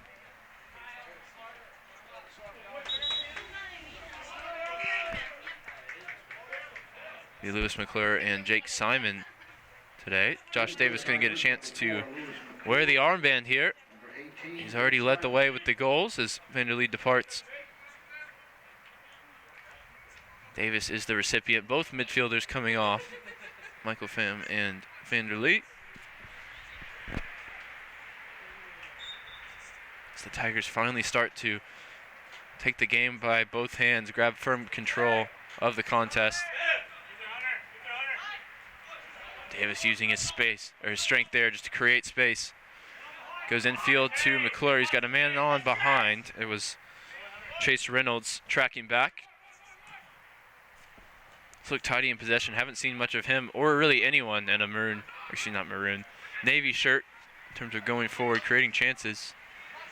Maybe one here, though, up against Jacob Galan. Yeah, that player you'd mentioned there on the sideline, Chima Ogari, who's been coming in off the bench and contributing some goals for this team on the season. You mentioned he had 5. Looking for his 6th there, but it goes behind for a goal kick. Still 28 minutes to play. See how the Trinity coaching staff chooses to play this one. In terms of resting people or trying to get people in rhythm. It's always an interesting conundrum you get in towards the end of the season. It's going to be a shot from distance here, flashed wide, harmlessly in the end from Kajiwara. You don't want to necessarily get your best players injured, but you also want to keep them ticking over going into tournament time. Right, you need to keep everyone in good form. And very interesting number here. So you saw the women's match first that you were calling on your own, and now we're here calling the men's game. But combined from the women's and men's game, there have been no shots on goal registered against Trinity in either game. Just remarkable. 150 minutes on now. That'd be quite something if that held all the way through both games. I don't think there are really any shots in general on the women's side. There have at least been a few flashed wide a goal for the Crusaders in the nightcap.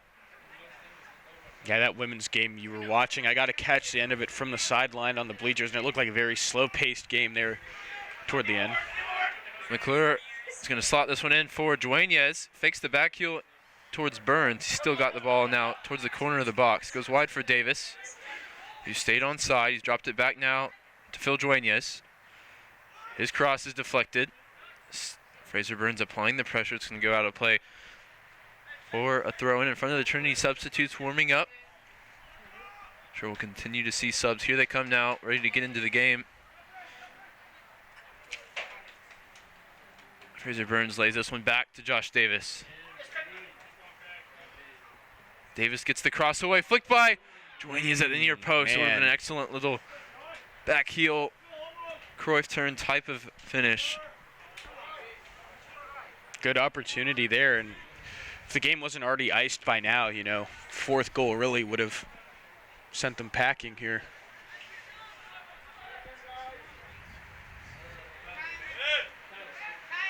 Tigers still doing well to apply pressure, but Dallas has played through it this time. Got some space on the far side, numbers in the attack. Can they get back in this game and maybe swing the momentum in their favor? Tagueri's going to have the shot, and that was definitely not the preferred option from any of his teammates that were running into the box. For the Tigers, It's like a full swap of the back 3 here. number 21. Yeah, it looks like Moon, Mata, and Davis are all coming in. Davis being Kyle Davis, Josh Davis For the Crusaders, number with those 5, 2 Cody goals. Briggs. That'll be Carter Moon for the first time, the senior. First time this season he's got on. Of course, it is senior weekend. It's going to be part of a new look back 3 here. Kyle Davis, Martin Mata, and Carter Moon.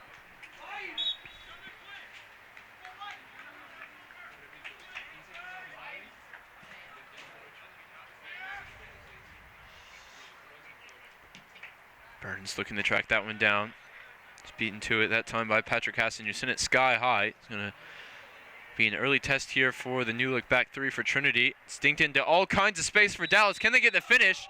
Finish came in, but the offside flag went up. I don't know about that one. I'd love to see it again. Jose Martinez.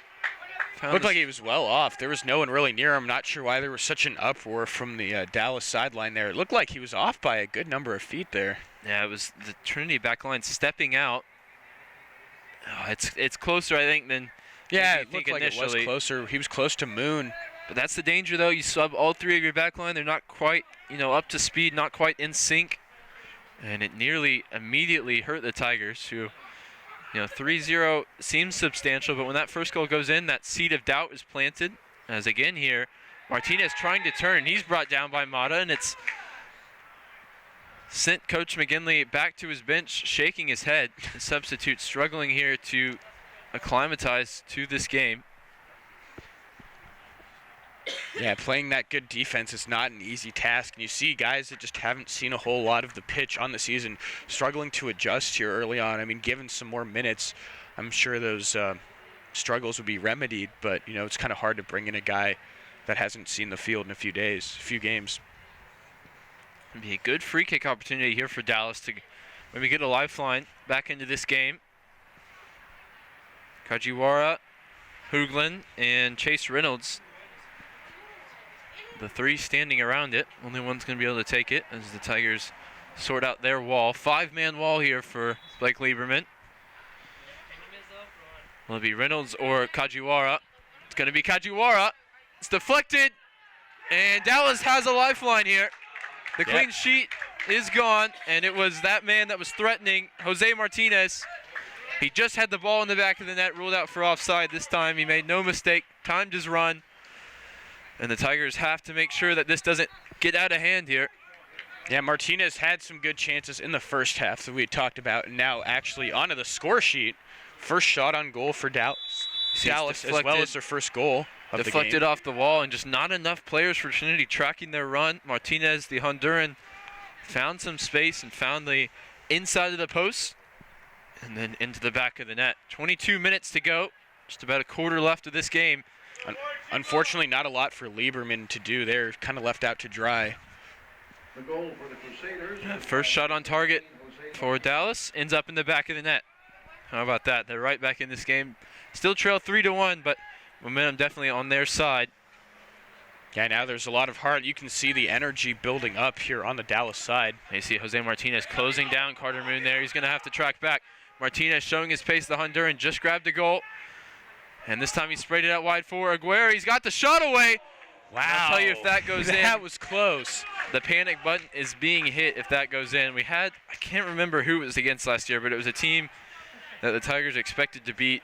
They were up 3 goals or so. They made the subs. A couple of goals went in, and again, all the starters came back into the game. And I'll tell you what, that's exactly what Coach McGinley's doing here. He's not going to let this one get out of hand. That one's just a couple of feet wide of Blake Lieberman's right-hand post. But the back three is set to come right back in. Islam, Galan, and Castillo. Yeah, unfortunate that the guys that had just come out there failed to leave an impact. But before they can get back in, will Dallas grab the second goal? Here's a chance. Hoogland drops it off to Jose Martinez. Gets the cross in, and it could still fall for Dallas. It's bobbling around in the box. Chase Reynolds, can he get the shot away? And eventually Kyle Davis going to dribble it clear. Absolute panic stations in the back for Trinity. And now can they go up the other end? Plenty of numbers forward. Space for McClure. He looks for the long diagonal ball. It wasn't ever going to find Fraser Burns' run. If you're Dallas, you just want to keep the ball in play. Don't let the subs get in. Continue to take advantage of what's been a very shaky display off the bench from the reserve defenders. Right, you're exactly right. Don't want any stoppages of play here if you're Dallas. Keep it going. Now Josh Davis has a chance to bring it clear. Can't forget, he's got 2 goals to his name today. Right now, has the winner as it stands. Duaney is now in the far corner. Some fancy footwork and stepovers, and the ball eventually cannoned off of him, I believe. We'll see if it goes for a corner or a goal kick. Looks like it'll be a goal kick, and Trinity will get their subs in. Michael Pham back into the game as well. For the Crusaders, number 4, Nicholas Vega. Big sigh of relief for Trinity fans here, getting the sturdy back line back out there. That had limited Dallas to no shots on target during their time in. Number 29 is Michael Pham. Those changes are made also for Dallas. Nicholas Vega came back into the game. Graduate of Bishop Lynch High School up in Dallas. Back into that back line for Drostowski.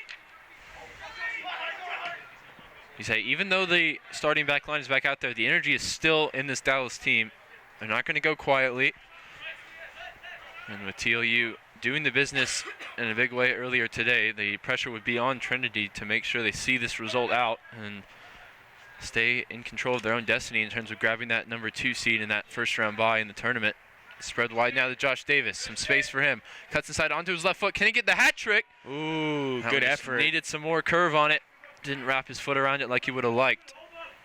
Fortunately for the Tigers, that game on Sunday is against Austin College, team there at the bottom of the standings in the SCAC. So should be a lighter workload here for the Tiger players in a couple days. Of course, you can't take any win for granted. You still got to play it out and play it to the best of your ability. Yeah, more so in the SCAC these days than really at any point in previous history, as the teams continue to improve year in, year out. For a long time, it was a one, maybe two-horse race if Colorado College was up for it that year.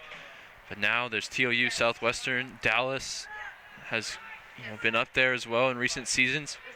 And St. Thomas has made an impact coming in now, taking the win against Trinity and now Southwestern as well. Jacob Galan going to have to provide the finishing touch here defensively. He's done so well that time against Kajiwara. Still looks disjointed, but at least you've got Galan out there to mop things up when it goes wrong.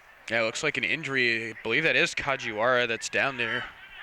The play currently going up the other way is Phil Dueña is challenging, and they're going to have to stop the clock here for Kajiwara.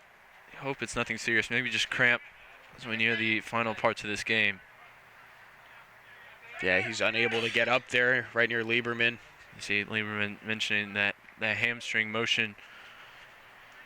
Looks like he may have just stretched out a little bit too much, trying to do that little bit extra to beat Jacob Galan. Looks like he's really struggling as the training staff comes on to help him off the field. So it'll be, I think, just the one sub for now for Dallas.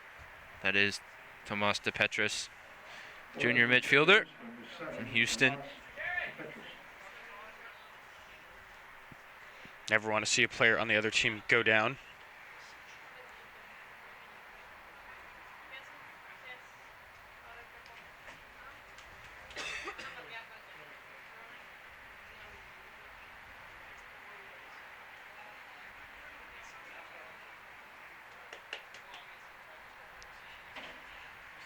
St. Thomas 2-0 result over Southwestern goes final. So a team that is ineligible to play in either conference or NCAA tournament due to switching divisions this offseason has certainly made their impact felt anyways, coming here to beat Trinity and now defeating Southwestern in a home game. Their effect in the standings will certainly be felt, and I believe that brings them all the way up into fourth place. They stay in fourth place over Southwestern, who would have challenged them for that spot. So an extremely successful first season for the Celts continues. They'll have one game left on the year. Yeah, great to see them ease into the conference with such quick success. Always love to have that good competition in the heart of the SCAC. Yeah, Coach Clare, who has them getting those results that, when they do become eligible, and I believe 2 seasons, will have them challenging in that tournament as well. It's going to be Jared Olson for the first time in a while, getting some minutes here, the first-year midfielder. Comes into the game for Lewis McClure. Olson, a native San Antonian here from Reagan High School, and close to his stomping grounds here at Trinity. Guess where or when he scored his first collegiate goal? I'll tell you, it was in the 6-0 win over the University of Dallas earlier this year. Seems to be a theme here. Jacob Galan there battling in the corner, doing everything they can to quell this little bit of an uprising from Dallas. Got a goal to get back into the game since they've had a couple of chances as well. Since the subs, though, it's certainly settled down a bit. Jack Downs trying to turn out of pressure. Drops it off to Wilbur on the far side. 15 minutes to play. The long ball goes in towards Dueña. Is not necessarily dealt with there by Dallas. And the sliding tackle comes in. Goes behind for a corner. It was Nicholas Vega who just came on as a sub. It was beat initially by the bounce, I believe, and then was called into some last-ditch defending. Good opportunity here on the corner kick for the Tigers. That's how they got their first goal there in the first half from Armand Islam on the rebound. Yep, he's up for it. You see him at the back post, wearing the number 8 tonight. Going to be taken by Burns. This time, something off the training ground maybe. It's dropped off to Wilbur.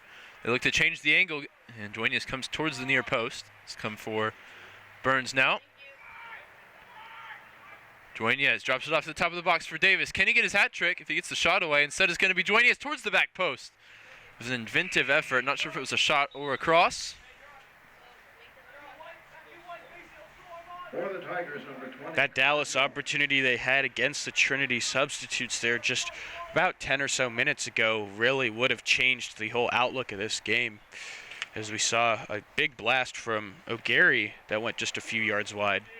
See Connor Jones here for the first time as he comes in for Josh Davis after his big 2-goal performance. Currently the difference between the two sides. And the armband continues to get passed around. Now it's on the arm of Rodrigo Castillo, just coming in to the bottom of your screen. Here's Connor Jones' first action, sends a dangerous ball in. And Olsen got there first, and he wins the free kick. It's going to be another dangerous opportunity here for, you have to assume, Jack Downs. Last time he hit it off of someone's head in the wall. It wasn't far away, though. You have to say if it gets just that 2 or 3 inches more over the wall, it's threatening the goalkeeper for sure. Especially the way the keeper's been unable to catch a lot of these balls and has gone to parrying them. You can see that pressure continue to stack up near the box. Looks like it is going to be Downs. And everybody else steps away. He's made himself the set piece specialist here, shooting opportunities since coming in. Native of Sheffield, England. He's got a chance from about 22, 23 yards. Wouldn't be surprised to see him go with the outside of the foot technique here. We've seen it before. Try and bend it around the wall. Here he is, Jack Downs. He does go with the outside of the foot, and it's eventually too central though, palmed away. And that time you have to say Sean Carlin does well to get it out of the danger area, puts it well clear. Downs puts another free kick on target. DePetris there, you could hear him from the announcer's booth here complaining about his shoulder hurting, but it looks like it's still a problem for him over here. We'll see if he plays through it. He might have to. Yeah, already a couple guys going down injured on the forward line for Dallas. And now Michael Pham, all kinds of space to dribble in. He's got Dueñas to his left, Burns coming forward to his right. Pass to Dueñas has sent him into the corner. Tigers not committing as many numbers forward here as Wilbur breaks into the box, gets the cross away, could break at the top of the box for Jack Downs. Challenge came in, and now it's Connor Jones. Couple of step overs from Jones, gets to the end line, gets the cross in, and he nearly got all the way into the back of the post. That almost went in. See him shaking his head. He was definitely going for the cross, but you see those sometimes. You'll definitely claim if it gets into the back post and into the back of the net. There's one man that's already done that once this year, Fraser Burns, from a free kick. I believe that was against TLU. Sent towards the back post, towards Islam. I think the touch came from Castillo. And there's another injury here for the side of Dallas. It looks like recent sub Carlos Trevino, number 14, is hurt. Yeah, he's struggling. He's going to come out of the game for Hunter Hooglin. Just gripping like near his groin area. I hope he didn't take a bad kick or anything. Yeah, he's certainly struggling, and saw DePetris holding his shoulder earlier. He looks to be at least able to continue. It's always a shame to see so many injuries for either team. Yeah, it doesn't. He's got his hand down in that area, but I think it's something to do with the shoulder or elbow as well, just holding that arm still. Yeah, not too sure what the case is with that, but regardless, hoping for his recovery. For now, quite a few substitutes getting significant minutes for Dallas in forward positions. Hooglin, not one of them. He's the top scorer for the Crusaders on the year. Senior from Bixby, Oklahoma, 6 goals, 2 assists. He's back into the game now, the number 11. For a Dallas team that scored 1.5 goals per game. They've given up 2.07. And a team that's consistently been a better first half team. They've scored more, almost double, and given up almost half in the first half. Whereas in this game, it was pretty much the opposite. They've shown much better since the break. Chance now, plenty of numbers in the attack for Trinity. Dueñas driving forward. He's got Olsen to his left, Burns to his right. Jones trying to get forward as well. Sent Burns into the corner. Gets an excellent ball across. It was one of those very that close. could have been an own goal. Burns made the most of a pass that took him too far wide, I would say. For how many numbers were in the attack, I think it definitely could have been more. Yeah, that was crazy. It ended up a play that didn't look all that developed, turned into a basketball-style fast break going the other way for Trinity. It's dropped off now to Connor Jones. Going to take the left-footed service. Didn't get all of that one.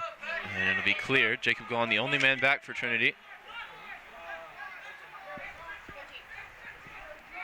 Looks like Vayu Sarangam is wearing that number 17, which is usually JC Rule's number. About to check in. Michael Pham there with some excellent footwork, dealing with the pressure of Hoogland.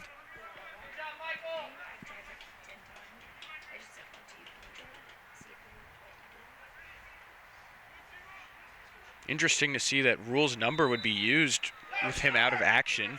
Yeah, I think normally something with the long sleeve jerseys, there just aren't as many of them. So with guys out for the game, they just going to fill in that spot. And the number we saw, Islam taking Josh Ly's number, who's also unavailable through injury. So yeah, probably no number 37 available, which is the traditional number that Sarangam sports.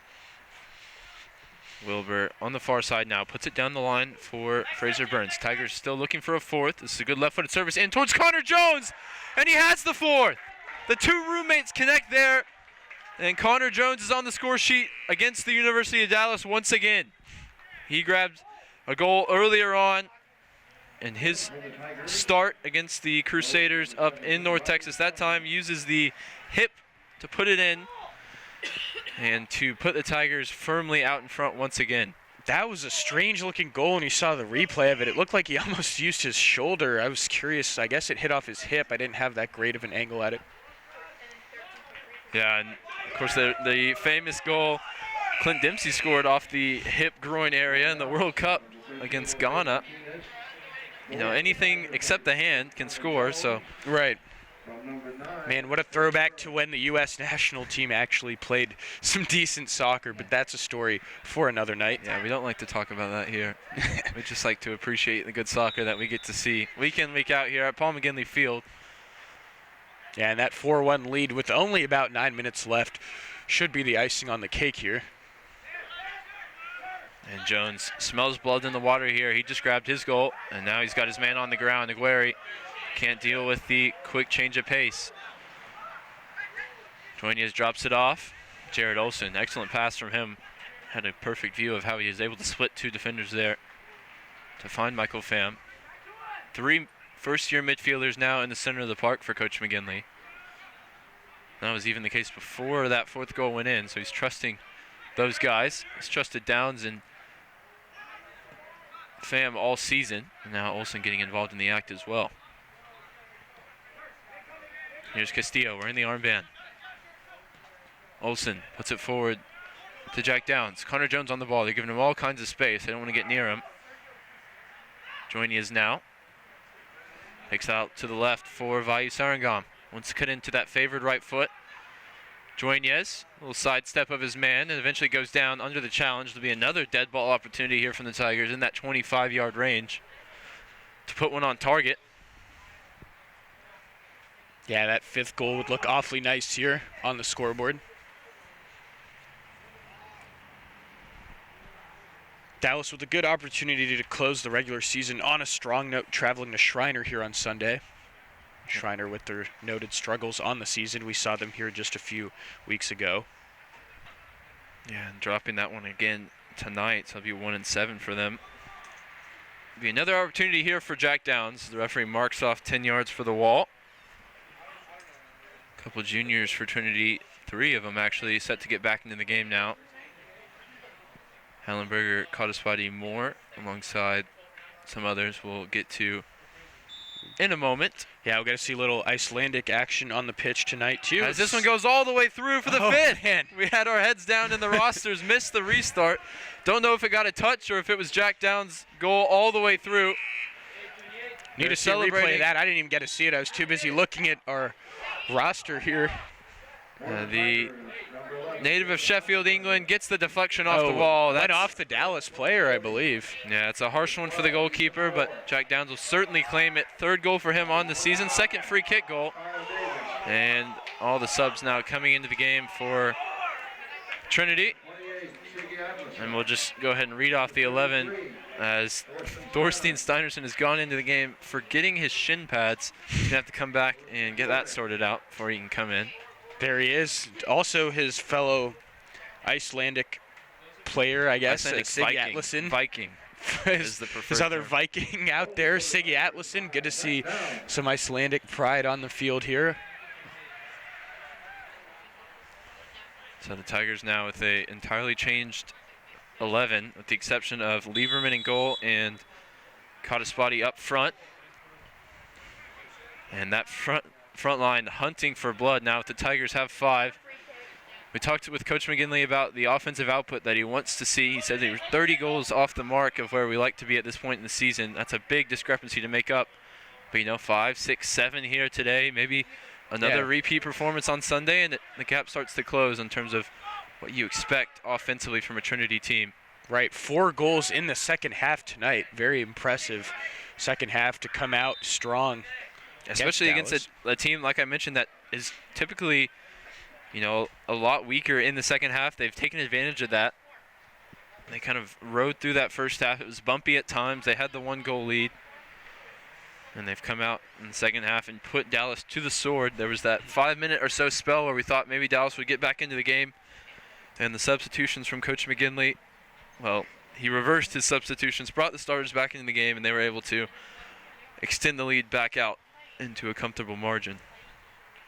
So it's sent in. Lieberman going to claim. He's dropped it, though, under the challenge of a Dallas player. Looked like it got poked free from a hand there, but no handball was whistled. You see the SCAC scores at the bottom of your screen. Pretty surprising results potentially around, especially that St. Thomas one. Excellent work from Josh and the crew in the studio getting that graphic together for you guys. You can see the scores continue to roll through. Despite all those results, though, nothing's changed in terms of Sunday. The Tigers still need to make sure and win in order to wrap up that first round bye in the tournament. And Colorado College all but wrapping up the regular season conference championship tonight with the 6-0 win over Johnson and Wales. There's actually no way now, considering Colorado College doesn't have any more games. So as I do the math in my head and you hear me think it out loud, Colorado College is the regular season champion of the SCAC.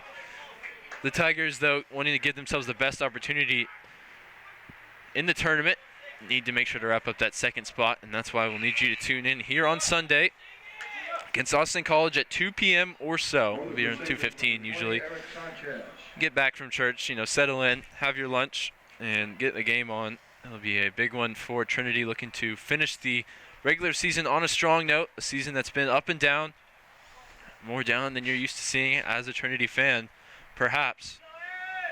But hey, if you get clicking and you roll into the postseason on a high, sometimes you get that lightning in a bottle effect, and 5-10 years down the road, you don't remember those early season struggles. You remember how it ended.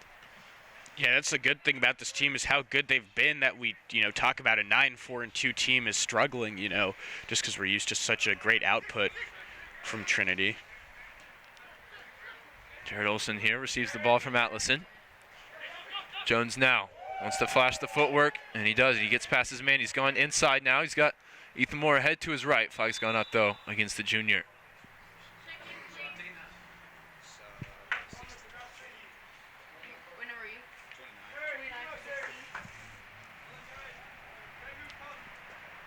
Another sub for Dallas here with 3.5 left to go. We'll get that one for you as it comes in.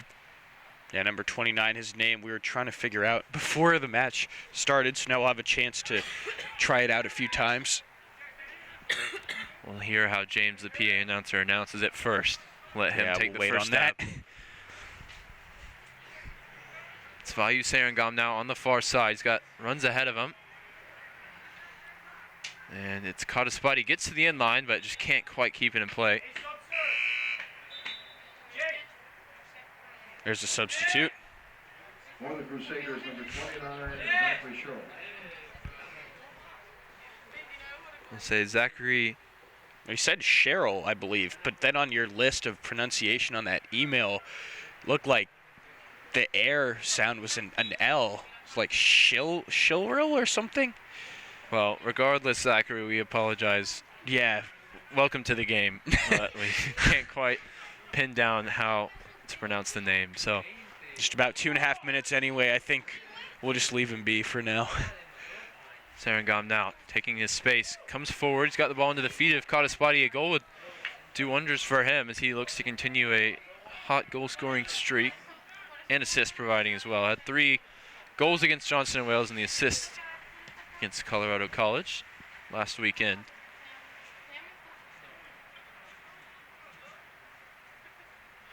Hallenberger on the ball. Drops it off to Olsen. Back to Hallenberger.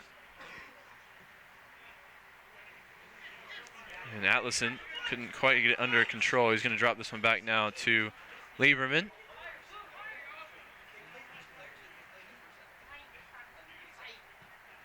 Wide now for Steinerson, who eventually found his shin guards. This one is Kataspati trying to track it down. He's able to keep it in play, but had to use all his momentum to do so and ended up himself out of play. Now's the chance, a foot race going the other way. Davis going to have to get there first. He does. He had a little bit of a head start. Goes infield now for Olsen. Dropped out wide to Siggy Atlason. Back into Olsen. Minute left here in this SCAC contest. So the Tigers looking to improve 1 minute. to 6-2. And hold on to that second place spot. Tied by record with Wow. Texas What a blast. Lutheran. Sorry to cut you off. Vayu Sarangam put all he had into that shot that went about 50 feet high over the net. Couldn't even keep it underneath the protective netting behind the goal. Eager to impress off the bench. The Tigers will improve here to 6-2, keep pace with Texas Lutheran, who won earlier today, and set themselves up to keep that second place spot, that first round bye in the tournament, with a win against Austin College on Sunday. Mentioned we'll have that one for you here on the Tiger Network. We'll have the whole SCAC tournament here on the Tiger Network. We're extremely excited for that. 5 games of postseason action here at Paul McGinley Field. It won't get much better than that. And we'll be bringing you all 5 of those games that weekend, Friday, Saturday, and the final on Sunday. As the clock runs out, and we're going to look at the happy totals here as the Tigers win 5-1. The winning goal comes from Josh Davis. He had his first 2 collegiate goals come tonight in the twilight of his senior season. You see 25 shots, 11 on goal for Trinity. No saves for Blake Lieberman. He wasn't really forced into any. Just the 1 shot on goal for UD, and it ended up in the back of the net. For them, that one came from Jose Martinez. See, fouls pretty much even. 7 corners for Trinity, none for the Crusaders.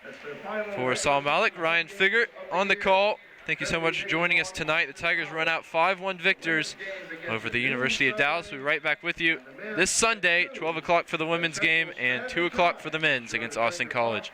Hope to see you then. Have a great Halloween weekend.